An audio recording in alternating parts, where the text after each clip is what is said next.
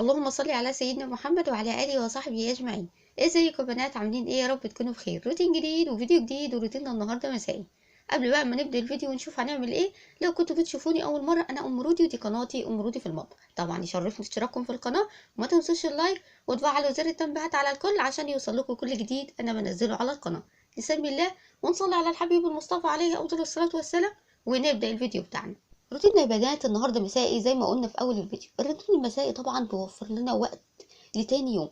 يعني لو كنت بتشتغلي، عندك اولاد، مدارس، دروس، مذاكره، بيوفر لنا وقت من بالليل. طبعا لو في حاجات عايزه تجهزيها من بالليل لتاني يوم، مفيش مانع ان انت تعمليها من بالليل، هتوفر معاكي وقت ايه لتاني يوم. انا بقى عندي طبعا شويه حاجات هخلصها من بالليل، هتوفر لي وقت لتاني يوم. اول حاجه كده هتبل الفراخ اللي انا هسلقها من بالليل. طبعا اول حاجه بتوفر لي وقت، وتاني حاجه بتاكلي فراخ طعمها خيال بجد. بتبقى طبعا اخدت وقت في التتبيله، وبيبقى طعمها احلى. اول حاجه بقى هتبلها بايه؟ عندي بصلايه كبيره مفرومه ناعم، معلقتين صغيرين من الملح، معلقه صغيره من الفلفل الاسود، عصير نص ليمون. هتبل بقى الفراخ تتبيله حلوه. خلاص بقى تبلت الفراخ، هغطيها. لازم تتغطى قبل ما تتحط في التلاجة، لاني انا مش عايزه ريحه البصل تتوزع في التلاجة. كنت بقى شاريه بطاطا، قلت بقى اغسلها واحطها في الفرن لحد ما اجهز حاجه تانية. هكون البطاطا استوت. طبعا البطاطا بتاخد وقت، فهحطها في الفرن بقى واسيبها براحتها لحد ما اخلص حاجه تانية. الحاجه اللي هي هتطول او هتاخد وقت معاكي ابتدي بيها الاول. تمام.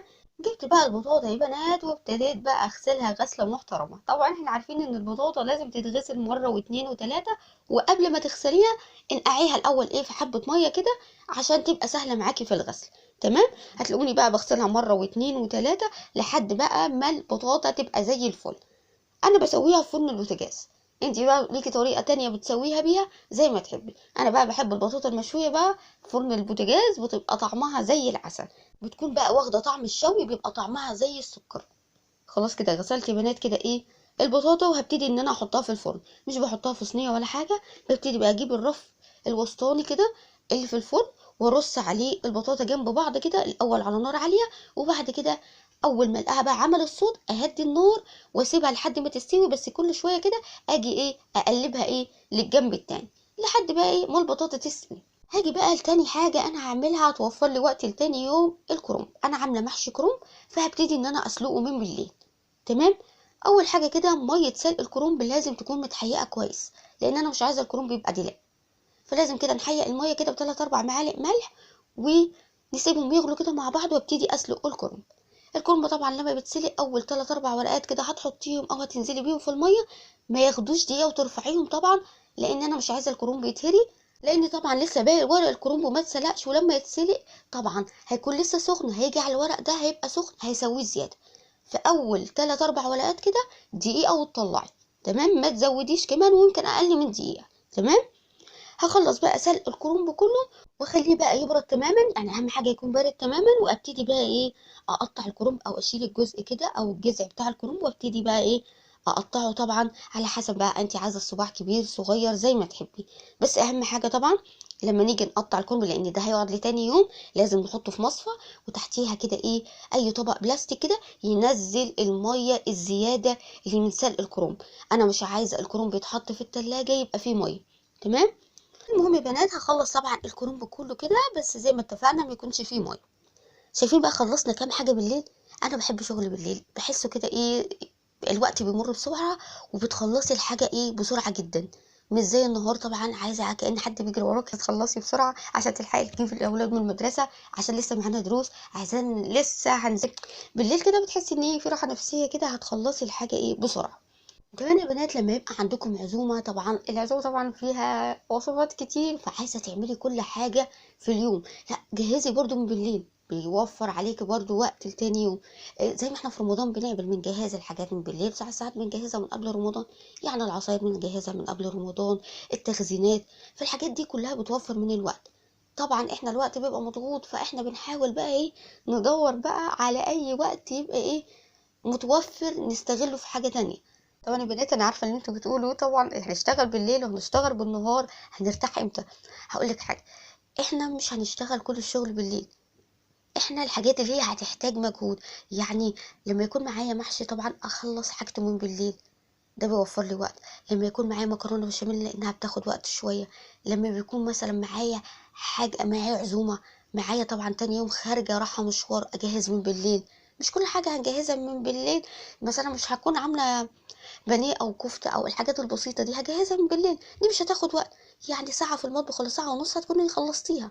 انا بقول الحاجات اللي هي بتاخد وقت، اللي بتاخد مجهود، هي دي اللي هي تتجهز من بالليل.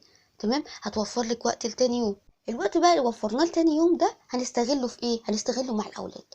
المذاكره، احنا شايفين ما شاء الله المناهج ازاي، والامتحانات كل شهر لسنه رابعه وخمسه وسته. احنا طبعا لسه ما دخلناش امتحانات، احنا سنه تالته فلسه، بس في امتحانات شهريه في الدروس. فلازم مراجعه اول باول. الثلاث اربع ساعات دول انا لو جيت على نفسي وانا قسمت شغل بيتي وضغطت على نفسي شويه، مش مشكله بقى اشتغل بالليل اشتغل بالنهار، ان انا هوفر 3 4 ساعات هقعد مذاكره مع اولادي، هاجي على نفسي. ومش مشكله نشتغل بقى بالليل نشتغل بالنهار، المهم نوفر وقت. انتوا شايفين المناهج ازاي؟ انتوا شايفين الحساب بتاع سنه رابعه ازاي؟ يعني انا دخلت كده شفت المنهج، ما شاء الله على الارقام. وعلى كده يعني الارقام في سنه تالته صعبه جدا، يعني بمئات الالوف وعشرات الالوف. فالاولاد طبعا لازم تبسطي لهم الحاجه دي. فتلات اربع ساعات ان انت لو حاولتي ان انت ايه تراجعي مثلا كل يوم ماده، هتحسي ان الحاجه ايه معاكي بسيطه وهتبسطيها عليهم هم كمان. ما علينا يا بنات، ربنا كده يكرمهم يا رب ويصلح حالهم ويبارك لنا فيهم ونشوفهم حاجه كويسه.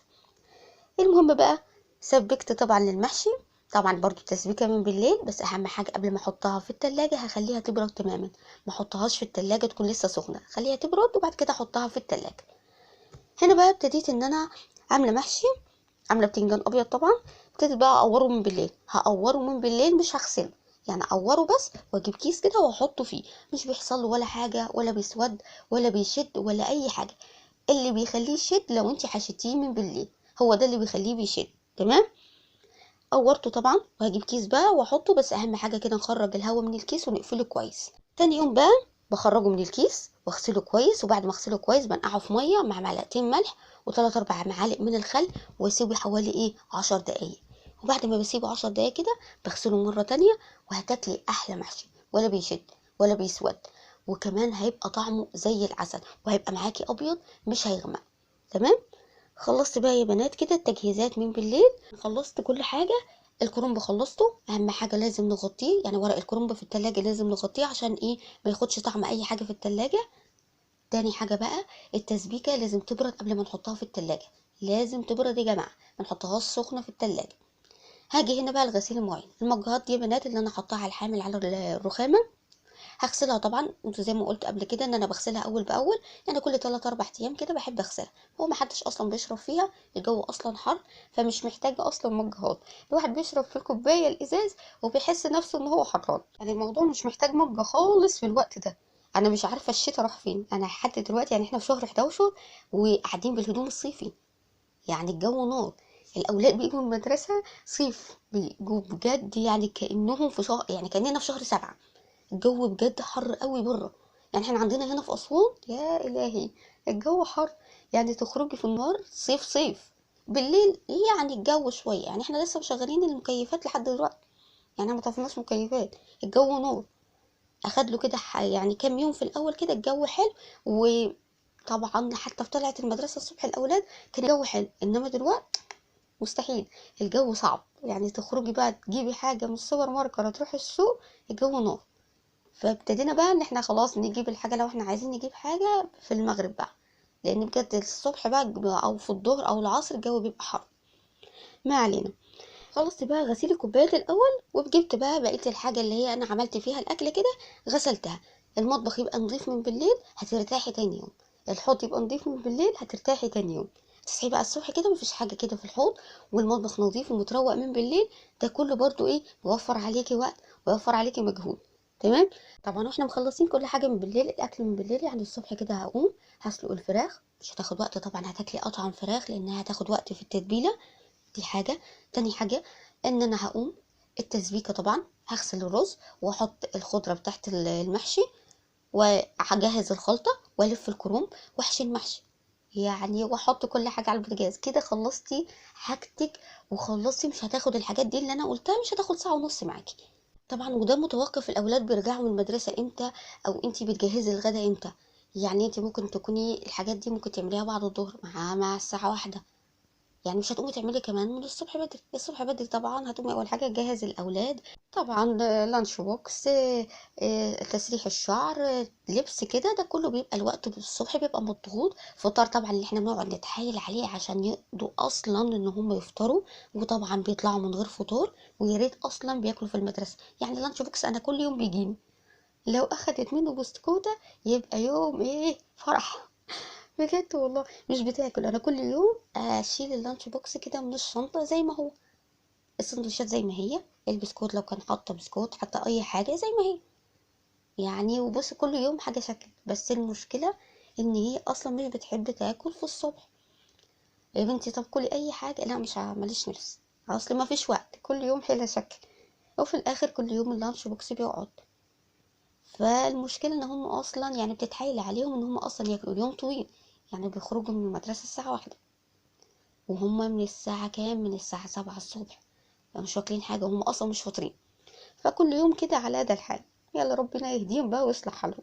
وده بقى يا بنات كان نهاية الفيديو. شايفين شكل المطبخ ازاي؟ زي الفل من بالليل، راحة نفسية. بتمنى بقى الفيديو النهارده يكون عجبكم، ولو عجبكم بقى متنسوش اللايك والاشتراك في القناة، وفعلوا زر التنبيهات على الكل عشان يوصلكوا كل جديد انا بنزله على القناة. استودعكم الله، والسلام عليكم ورحمة الله وبركاته.